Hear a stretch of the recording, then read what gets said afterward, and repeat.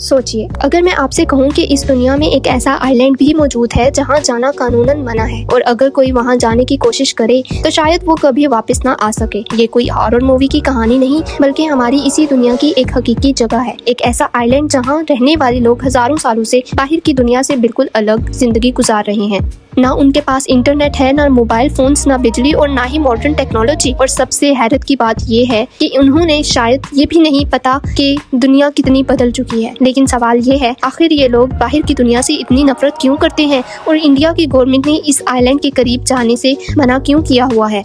आज की वीडियो में हम जानेंगे नॉर्थ सेंटिनल आइलैंड की असली कहानी। एक ऐसी कहानी जो जितनी हैरत अंगेज है उतनी ही हकीकत पर मबनी भी। North Sentinel Island Bay of Bengal में अंडमान आइलैंड्स का एक हिस्सा है। ये आइलैंड इंडिया के कंट्रोल में है, लेकिन यहाँ आम लोगों को जाना सख्त मना है। ये आइलैंड बाहर से दिखने में बिल्कुल किसी जन्नत से कम नहीं लगता। घने जंगल, साफ समुंदर और खूबसूरत बीच, लेकिन इसी खूबसूरती के पीछे एक ऐसी मिस्ट्री छुपी हुई है जिसने दुनिया भर के रिसर्चर्स को भी हैरान कर रखा है। इस आइलैंड पर सेंटिनलीज नाम की एक ट्राइब रहती है। एक्सपर्ट्स का ख्याल है कि ये दुनिया की सबसे आइसोलेटेड कम्युनिटीज में से एक है। ये लोग अपनी पुरानी जिंदगी गुजार रहे हैं और बाहर के लोगों से हर कीमत पर दूर रहना चाहते हैं। लेकिन आखिर ऐसा क्या हुआ कि उन्होंने दुनिया से हर तरह का रिश्ता तोड़ दिया, और इस सवाल का जवाब जानने के लिए हमें थोड़ा पीछे जाना होगा। नॉर्थ सेंटिनल आइलैंड का नाम सुनते ही अक्सर लोगों को जहन में सिर्फ एक ही सवाल आता है, आखिर इस आइलैंड पर ऐसा क्या हुआ जो दुनिया भर के लोग वहां नहीं जा सकते। इस आइलैंड का राज सिर्फ उसकी लोकेशन नहीं, बल्कि रहने वाले लोग हैं। इन्हें सेंटिनलीज ट्राइब कहा जाता है।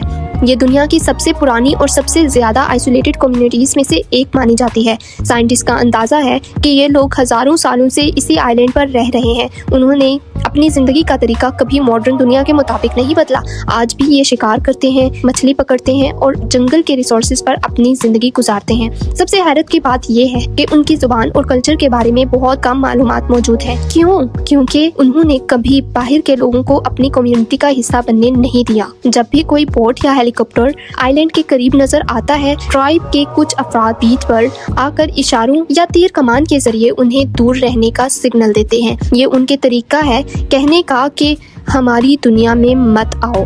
लेकिन सवाल ये है, क्या किसी ने कभी उनसे दोस्ती करने की कोशिश नहीं की? जवाब यही मिलता है कि बहुत दफ़ा की है, और इसी कोशिश ने कुछ ऐसे वाक़यात को जन्म दिया जो आज भी दुनिया को हैरान कर देते हैं।